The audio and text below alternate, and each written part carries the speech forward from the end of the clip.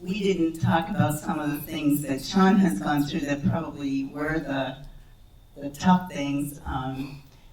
Some of the things in college that broke my heart that I would probably say are words of encouragement though now is I learned over the years that the hard things are sometimes the best lessons, and I think we know that in our own lives, but because we protect their disability and what they're going throughout so much of their lives that it's harder.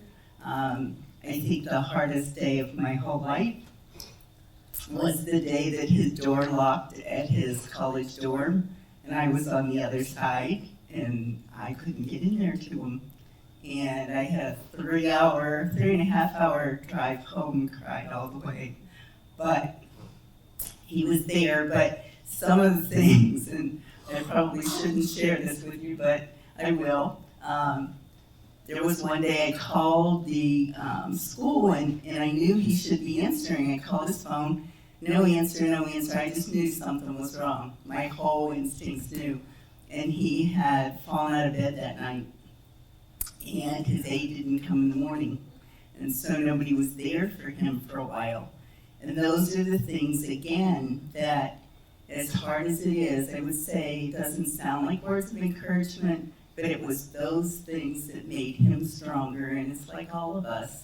We go through things that make us stronger, that when we look back on them, we kind of wish they didn't happen, but if they hadn't happened, we wouldn't be who we are today. I think I look back at the person Molly was and the person that I thought she was, and look where we are now. In a million years, I never would have guessed that we would make it to this point. I'm so proud of the young woman she's become. She has a job, she lives on her own.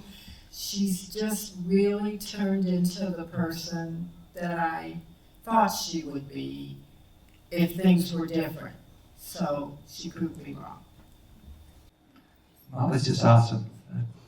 Just encouraged every time I see her. She's a great kid, and the more I'm around her, the more I want to be around her, and that's a point that I'm really glad we got to. And thankfully, she still wants to be around me once in a while. So. My jokes are worse than Will's. Well, thanks. I'm glad I'm not wrong. In terms of encouragement, all I can say is when Grace was younger, I really couldn't see forward. I thought, how is this going to work? How is she going to even finish high school? How is she going to even attempt college? I just couldn't see these things. But the point is, just like for us, kids change. They do grow, they do change, and they do find avenues to express themselves and avenues of enjoyment that you can begin to narrow down and hone in on and help them to make a plan for that to happen. I cannot emphasize enough, though, the doing it really small amounts at a time and not trying to think, oh, well, I have this plan that my daughter's going to go through college. I mean, like Grace said, she had a plan for your college diploma. She's going to go right through. She knew she could do the academics, no problem. Neither of us thought at the time, well, you know what? It's going to be very part-time. We're going to start out or go to Lakeland, get that finished, see how it goes, transfer that to Cleveland State. Again, stay part-time. Who says you have to go to college in 4 years? Who says you have to know? Who says you can't change your major? She's changed her major a couple of times for very good reasons each time, because as she got further in, she realized, this isn't really for me. I think I would like that better. And so she can make those decisions and change. So those are big things. And the other thing that I would encourage is always have a backup plan. So even when she has a plan, this is what I'm going to do, this is what I'm changing my major to, and here's how I'm going to do that, we always sit back and say, if that didn't turn out, is there something else that you think you could also think about that maybe you would enjoy? Not that we have to make a plan now, but the thought is there. Again, just kind of preparing for those times that might get a little bit difficult, but knowing, well, there's always a backup to that. There's something else that I could do or that I would enjoy. And those are things that she can learn for herself, make her own strategies, and she's learning to do it more and more because we practice it. You actually have to practice it. You have to start younger and more slowly and get those backup plans. You get better at it, they get better at it, and it makes a big difference.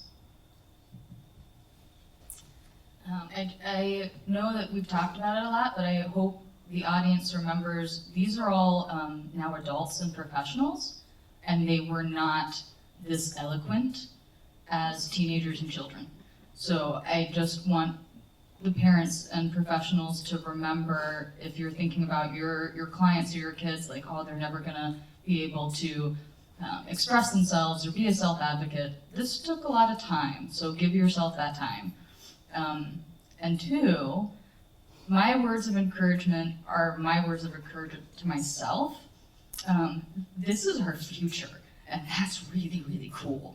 And these are the people that are going to take leadership in governmental roles and in professional capacities, and they're going to have families, and they're going to be voters, and that's like such You an would not encouragement. cry. I know. Oh my God, you know. But that's my encouragement for myself, and I hope it is for you too, that this is our future, and I'm just so grateful that I got to be some part of it.